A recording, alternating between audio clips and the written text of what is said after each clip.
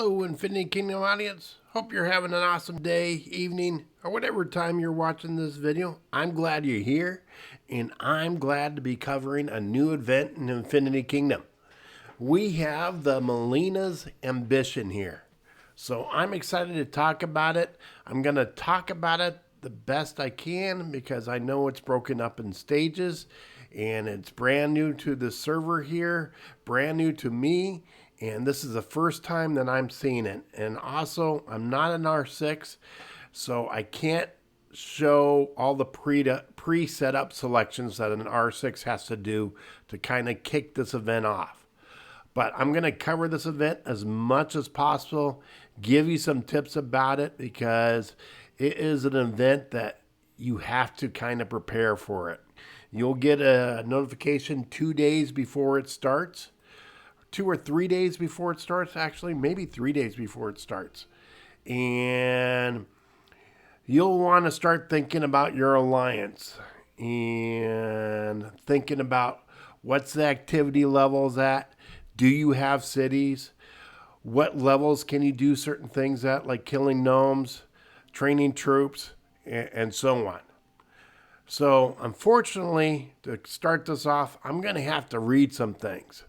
But the Malena setup is basically is a preparation phase, I believe, and an invasion phase. And so right now we're preparing, we're protecting the city, and the alliance leader sets the invasion time and starts the invasion, and then that goes into the battle phase. So this video is mainly going to cover the setup and the preparation phase. Part 2's got to show the battle phase. But I want to get this video out there as quickly as possible so people can watch this and they can help them and not make the mistakes that we accidentally did as an alliance. All right, so let's go into it. All right, so the reading part. All right, first select a city. So the alliance leader or officer, so it doesn't have to be the leader that does this. It can be an officer that does it. So if your alliance leader is not confident about doing this, he could say, okay, R5, do this. But I'm not sure where it was at. I saw the setups screens. I saw them there, but they kind of disappeared because the alliance leader was selecting it. So, all right, the alliance leader or officer has to choose a city from the alliance territory as a defense point.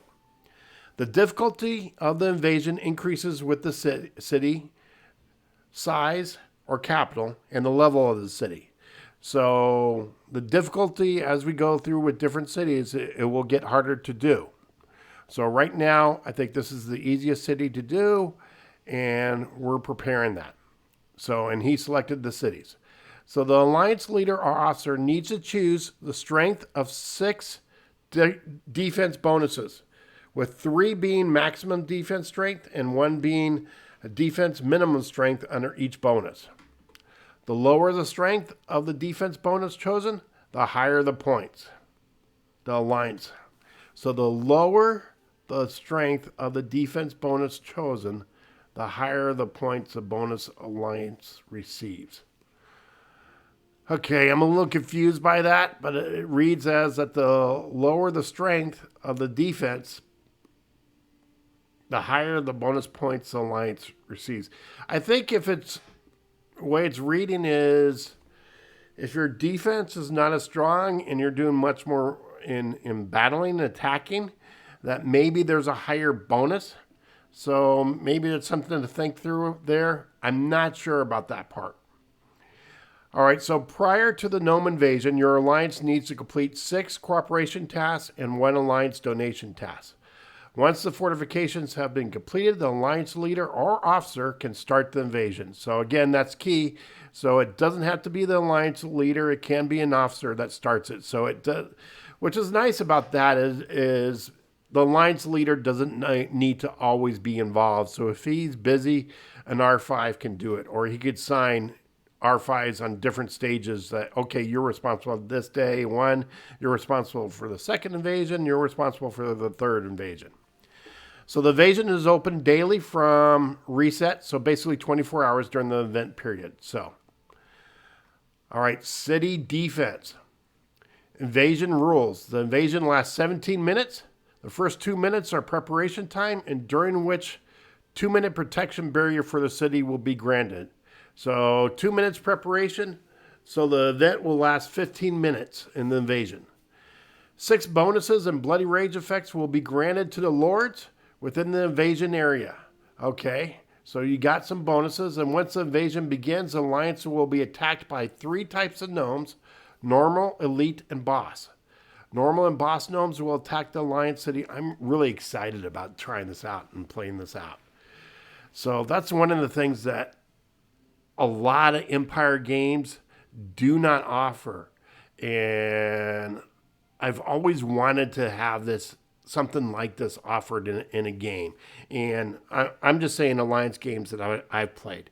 But I've seen very few Empire games where they actually have a computer controlled and that attacks your cities. And I've always wanted to experience that in a game. And so I'm real excited about doing this. So, okay, where was I? Okay, normal and boss gnomes will attack the alliance cities. Elite gnomes, on the other hand, will randomly pick several lords within range of the invasion to attack. So that is neat. So not only are going to attack the city, but they're actually going to attack your cities? Oh, I'm so excited. All gnomes will attack the city. In addition to defending against gnomes' invasions, the alliance may also face hostiles. So could be a good tip right here is make sure your hive is tight. And so that could force your gnomes to port or show up further out. So that may be a tip, is make sure you have a tight hive around the city with no spaces. Rules of victory. If the attacking side gnomes or rival alliances capture all the strongholds one-sidedly within the 15 minutes, then they will gain ownership of the city and the siege ends prematurely. So don't let them take over the city. If all the strongholds of the city are not unilaterally captured within the 15, the defending alliance wins. So it looks like they could take over a section, but they need to take over all the sections to win. And all right, so even more reading. Sorry. The event lasts 3 days.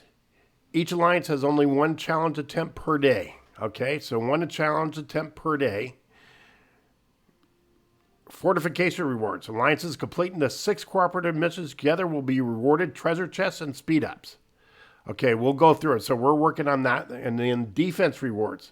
City defense rewards will be issued to each defending participant after the player has finished defending the city. Note that this reward can only be received once per day per lord.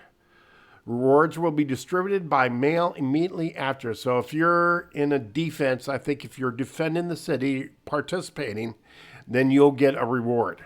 Ranking rewards. Ranking is based on the alliance points. Alliance points are determined by the city size, city level, and city integrity. So again, you get more points for the city size and city level. When the siege happens, the wall durability and number of strongholds in the city will be converted to integrity and displayed in the event page. The final ranking rewards will be given via mail. All right. So I'm done reading. Okay. So so the alliance leader picks the cities. The alliance leader or the R5 picks the levels at these. So it's probably similar to like your contracts. You know, your contracts with contention of relics. You said, okay, I think I could achieve this contract. I think I could reach to star level 2. And let's just say you're doing the training troops one. And I think I'll make that. And then you select that. So I think it's something like that. You select the level that you feel comfortably that your alliance can achieve. So let's take a look at fortification manufacturer. So level 1 and above. Okay, so, maybe there's an option to select different levels on here, or it may be just an amount. So we need to make fortifications during this period. So it looks like an event that it really pays to kind of be organized, send out an email, make everyone sure everyone understands it and what they're working on. So danger elimination. Alliance members defeat level 30 and above known armies. Okay, so this is where it goes into play that your alliance leader should be aware of what, and again, this is the first time we're doing this, so it may be just, okay, it may have been just quick clicks. Oops, I made a mistake. So most of our alliance, I know I'm not close to 30. I think most of our alliance is not killing 30 or a level or above gnomes. So this part we will not achieve at all. As you can see right now, it's at 0, so no one's achieving this right now. Battle preparation. Alliance members train level 4 and above troops. Again, this is an area that we will not achieve at all. And let me go into my city real quick. It's relocating.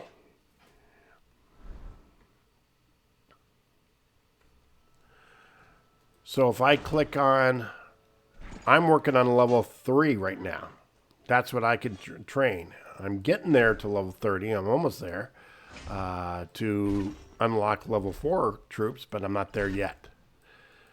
So, and I think majority of our alliance is not there, if any of our alliance. Let's just take a quick look on the, because we're at the hive right here. Anyone above 30 that I could see right here. I see some 29s.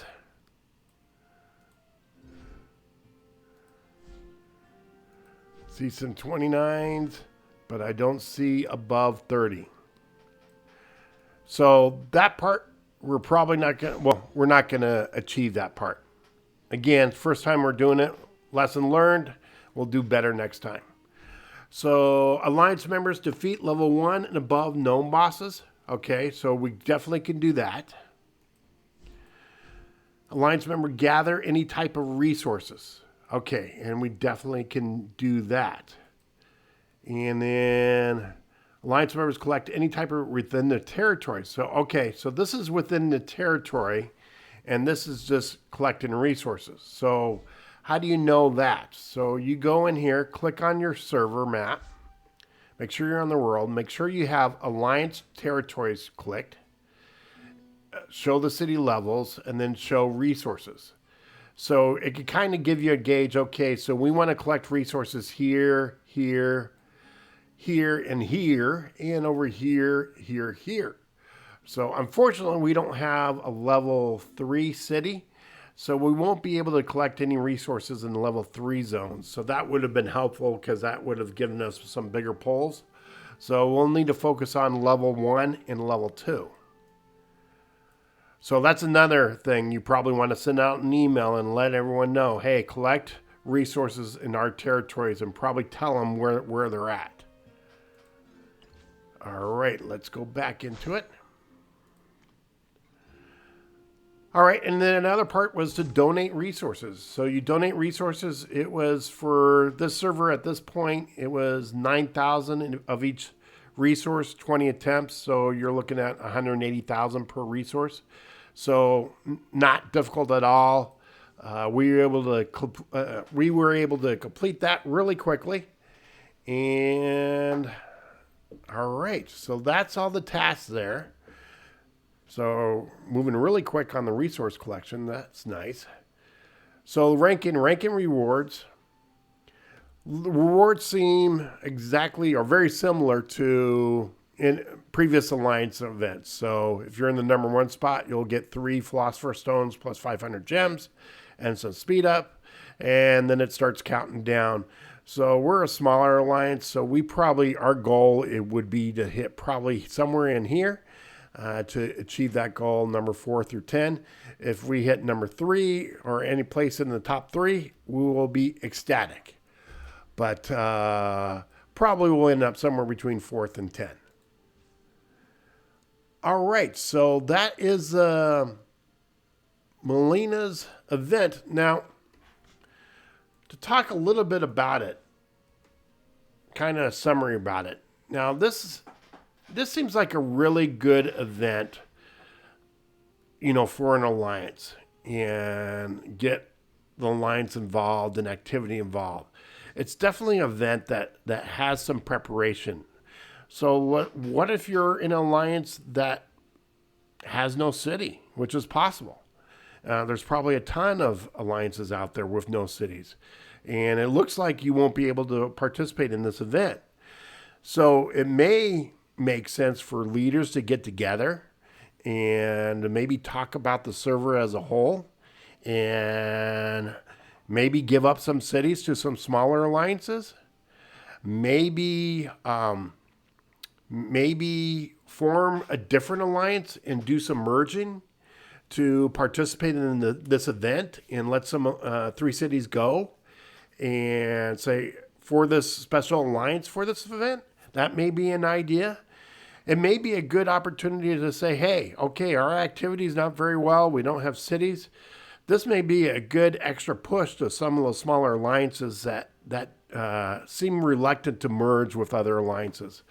I think that's one of the problems about the game too, is that there's too many alliances on servers that are reluctant to merge with other alliances. And I think it's something that needs to happen, that people need to be, R6s need to be more willing to do mergers to make sure that they have activity, good activity in their alliance. Because this game is about activity. This game is about organization sometimes.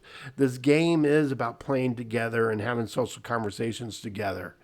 And so it's important to really think about those mergers opportunities out there. And sometimes it may not be in your faction. Sometimes you need to look in the red and the blue factions or the green factions and change colors to make it happen. But I think it's something that needs to happen more often just to get those activities and make servers stronger. So, and obviously you got to really think about, to make this event effective, you really got to think about your alliance and what activity levels they're at and what they can achieve and when you set the levels. And that's it. Hope you liked this video. Hit the thumbs up, subscribe. Hope you have an awesome day, and there'll be more videos coming out. Have a nice day.